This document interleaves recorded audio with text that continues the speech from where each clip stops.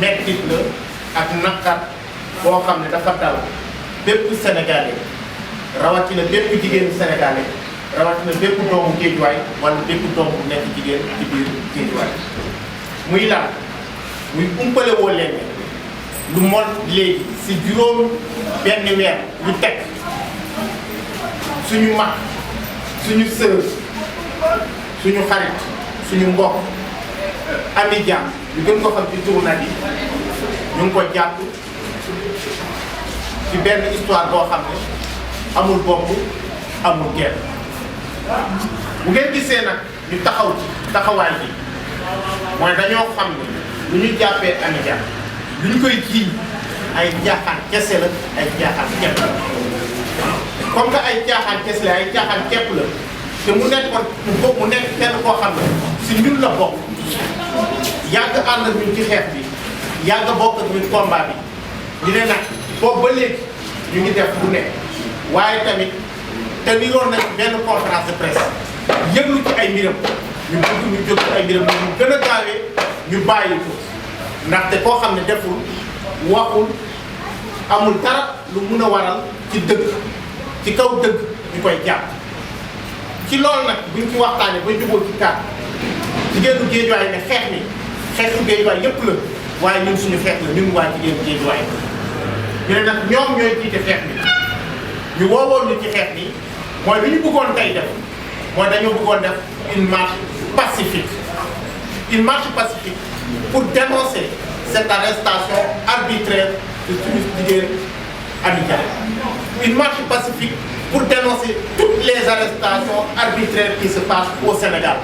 Mais pour montrer, expliquer aux Sénégalais, bu fekkee ñun ñoo comprendre ñoom bu ñu comprendre ñu expliquer ñu nan la ñu mën a expliquer benn waajur benn jigéen boo xam ne dafa bàyyi njabootam lu ëpp lu toll juróom-ñaari weer ñu téye ko sans aucune raison sans aucun motif valable ñu ne amaana bu ñu doxee ñàkku ñun bu fekkee ñun ñoo comprendre bu fekkee am na keneen ku comprendre dañu mën a wax ñu comprendre lan moo mën a war a li mel ndaxte ñun ñëpp ku nekk rek na ko xool sa boppam ku nekk si ñun bàyyi nga kër rakk doom wala jabar wala waajur bu jigéen te lu ko dal kenn yéenewu ko ñii ma lim sa kër dina nag def taxawaay boobu la ñuy taxaw bu ñu yeewoo ci loolu bu ñu nekkee ci loolu nag Mojib Guédiawaye déposer une demande de marche pacifique et je pèse bien mes mots une demande de marche pacifique dañ koy woowee demande sax waaye ñun ñëpp xam nañu ci loi Sénégal loolu du demande information bu ñu waxee ñu déposer ko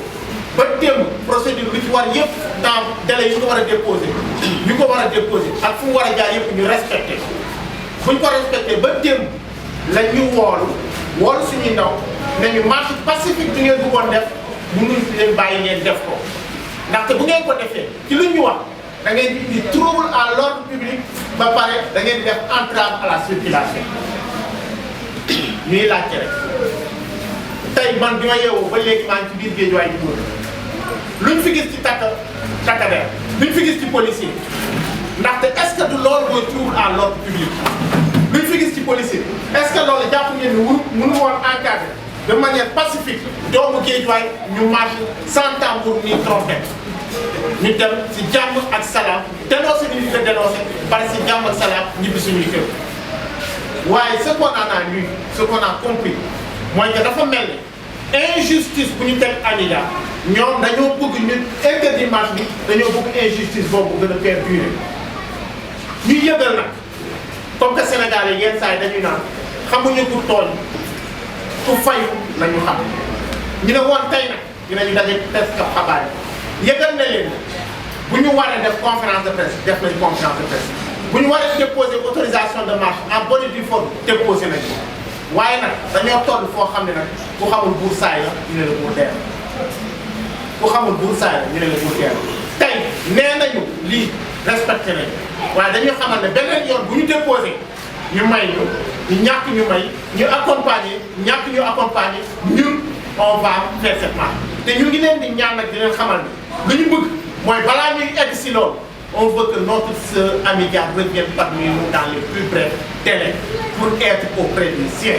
Parce que c'est une mère de famille, c'est un soutien de famille et sa famille a besoin d'elle.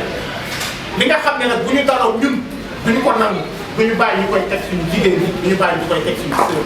tey bi ñuy yeewoo dañoo yeewaale ak ay gan ñu xam ne kon la peur a changé de camp te tamit suñu objectif mooy ñu xamaloon tey nit ñi ne leen am nañu jigéen boo xamante ni jàpp nañ ko ci kaso yi te à la limite def dara waaye cet objectif là man je pense que à 50% c'est atteint ndax bi ma koy ba léegi maa ngi samay activité mais foo tourné day naan lan moo xew waa police bi lu xew lan moo xew au moins nit ñi ngi indi ñëw du laajte lan moo xew lu xew bu nekk dinañ ne leen waa Mourchid waa Pastef Guédiawaye ñoo bëggoon a marché tey jii pour annuler loolu moo tax police bi génn donc dina am ay nopp yoo xamante ne dinañ ko dégg même bu fekkente ni marché bi amul may laaj nag ñun ban Sénégal lañ nekk Sénégal bi nga xamante ne doon fi patriote crime la bokk Pastef signé nga sa arrêt de mort Sénégal bi nga xamante ni dañuy cautionné fen dañuy cautionné sàcc prison yi ñu ngi ko dugal ak ay fees dell ak ay données citoyens ay nit yu baax ay góor yoo xamante ni defuñu dara fekk boobu ci à côté am na ay sàcc ay criminels doublé de voleur def lu ne weng ci dëkk bi ñu gis leen waroon tey jii ñu fanaani ca kaso ba ñu ngi fii nii te Guédiawaye en est le parfait exemple Bougazelli moo ngi nii toog di raay ay tànkam ay jéegam mbur ko parallèlement jigéen bi nga xamante ni dafa deful lu dul bokku Pastef deful lu dul dimbale ay xale ci ay pass pour ñu dem ci ay marche ñu ne yaa ngi financé terrorisme man damay laaj Sénégal bii ñu nekk ban Sénégal ñu bëgg a xamal Macky Sall nag moomul dëkk bi moomu ko dëkk bi mu koy jëleewu ko woon nii te bu mu koy delloo da ko war a delloo en entier mayu ñu ko bu ñu waxee ñu naan waa Pastef da ngeen a bëri histoire rek da ngeen a ñemee xeex da ngeen nangam mais moom mooy le principal investigateur moom mi nga xamante ni moo yor lépp ci ay loxoom lii mu def nii tey cadre yee Guédiawaye ba mu fees dell bu ko cadre yi woon suñu marché bi ñu marché si jàmm ak salaam ñu toog ñu te ñun sax dañoo soxla woon bu ñu cadre ndax ñu on est assez responsable te duñu toj duñu kaas ndax ñun xam nañ ne dëkk bi doxal ko moo ñu tax a jóg kon duñ fi nekk di sànni xeer wala di toj quoi que ce soit on a même pas besoin d'être encadré pour mener cette marche ñuy laaj nag bu fekkente ni ci dëkk yoon lañ nekk ñu wax ñu ko bu dee dañoo nekk ci dëkku Ndoumbelane su boobaa dinañ xam ku nekk nan ngay tojee sa bopp dina mais prochaine fois bu ñu déposé waatee suñu demande d'autorisation information sax comme ni ko coordonnateur waxee suñu ko déposé ndax dañ leen di yëgal donc on est assez responsable pour mener cette marche dinañ ko def ci nii wala ñu def ko ci naaw muy leer ci boppam di leer ci bopp ku mu yebal ak ku ko fi toogal fii nii ci biir Guédiawaye pour mu jàllale ko wax mu leer on se laissera plus faire. Il est temps que Amy Dieng retrouve sa liberté dans les plus brefs délais et sans condition. Nous avons une administration qui est assujettie à nos noms. Le tax ma wax ko yeneen i fàttali ko ci élection locale yi passé y a eu nos listes qui ont été retenues dañu téye suñu liste yi te ñun ñoo ko téye ce sont les préfets. Donc il faut que préfet yi xamante ne ils ont étudié avec l'argent du contribuable seen bourse yi ko daan ko doon fay ce sont les Sénégalais ñu leen fay seen bourse. Donc ils ne sont pas là pour servir un homme, ils sont là pour servir un État. Et parallèlement, ils sont là pour servir les Sénégalais. Donc cette administration fait honte. C'est une administration qui fait honte alors que nous avions une école beaucoup d'Africains venaient étudier ici. Nous vraiment au Sénégal, ils nous humilient chaque jour. Des gens qui sont des hommes de principe et ils sont assujettis à un homme, c'est vraiment regrettable. Et dès que nous avons écartement de la paix, il faut que nous fassions l'autre. Il faut que nous fassions encore. Nous avons à l'école de l'administration sénégalaise. Il faut que nous fassions ces valeurs. Je pense que les professeurs ont failli quelque part, ou alors nos parents ont failli quelque part. Parce que nous avons une dignité de parler. Trahir le peuple sénégalais pour servir un homme. C'est vraiment irresponsable. Il faut que nous fassions. Et ici à Guédiawaye, vous avez des préfets qui avaient retenu nos listes. Et aujourd'hui, il y a le préfet Ibrahim. Parce que nous sommes des républicains. Nous sommes pacifiques. Nous ne sommes pas là pour faire la guerre à qui que ce soit. Nous exigeons juste la libération de notre sœur. Parce que tout simplement, elle est innocente. Nous avons une preuve contre elle. Mais nous avons côté, t'es en prison, jugé au cours, nous avons été uniquement pour nous faire une. Ça ne se fait pas. Pendant ce temps-là, leurs femmes sont à côté de nous, leurs enfants sont à côté d'eux. Il faut que nous voyons vraiment dans quel pays on est. Parce que comme on est républicain, nous avons accepté d'obéir et nous avons déposé une autre lettre comme suñu coordonnateur lu mu ko waxee. Mais aussi man à chaque fois balaa may pare il faut que ma waxtaan avec nos hommes de tenue. Les hommes de tenue yéen laay waxal encore une fois. Nous sommes vos sœurs, nous sommes vos frères. Amuñu benn problème avec yéen. Yéen da ngeen wax ni c'est la patrie et l'honneur. Boo leen defee comme les préfets et que vous acceptez d'obéir à un homme, je pense qu'un jour vous aurez le sang de la patrie qui va salir votre nom à tout jamais. kaawu na ni daf ñoo jaaxal muy Amy Dia ndax Amy Dia bi ñu xam bu bokk ci suñu biir bokk jigéen Pastef depuis le début ñuy ànd di dem ak a ñëw ñu ne terroriste la loolu ñun surprise bu rëy la ci ñun ñuy jaaxal la ndax xamuñu ko ci nag guddi xamuñu ko ci Amy Dia jàmbaar liggéey na xam ñibbi si ñëw këram toog ci wetu borom këram ak njabootam di jàppale njabootam di def social. fu ñu organisé ci jigéenu Pastef Amy Dia dina def le déplacement ñëw ñu nekkandoo boobu ba léegi di xeex am nañ droit nag milité fu ñu nekk nit ki bu ko neexee bokk opposition comme bu ko neexee bokk feneen on est libre mais kenn duñu bàyyi ne dañu benn côté ngeen di xool loolu duñ ko nangu.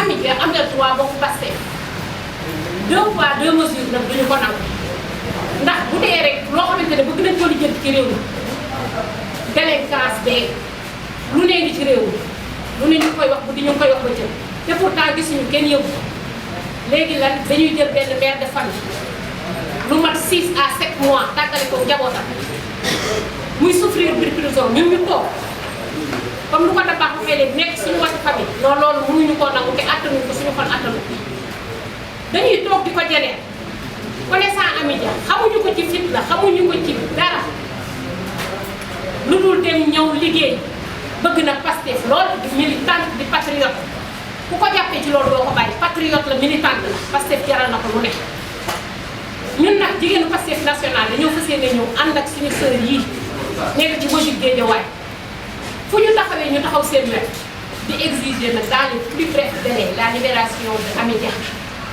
ndax deful dara gisuñu dara lu mu def wala boobu ñu teg ko ci yoon jugé ko ñun lii la def mais duñ ko jël garder ko ba kañ garder ba kañ loolu mënul wëy lu mënul wëy mënul wëy non à l'injustice. Si nous sommes réunis ici aujourd'hui, c'est pour dénoncer une forfaiture, c'est pour dénoncer une injustice. Une forfaiture contre la démocratie, une injustice contre notre sœur Amy Dia. Une forfaiture contre la démocratie, pourquoi? Parce que Pastef Guédiawaye a ses responsables suivant ce que la loi et la réglementation nous permet. Nous avons au départ d'abord tenu un point de presse pour informer l'opinion nationale. Informer l'opinion nationale de la situation de la sœur Amy Dia, qui, depuis maintenant plus de 7 mois, est détenue de manière arbitraire, uniquement pour raisons politiques. Disons-le et osons le dire. Amy Dia Nadi est une détenue politique.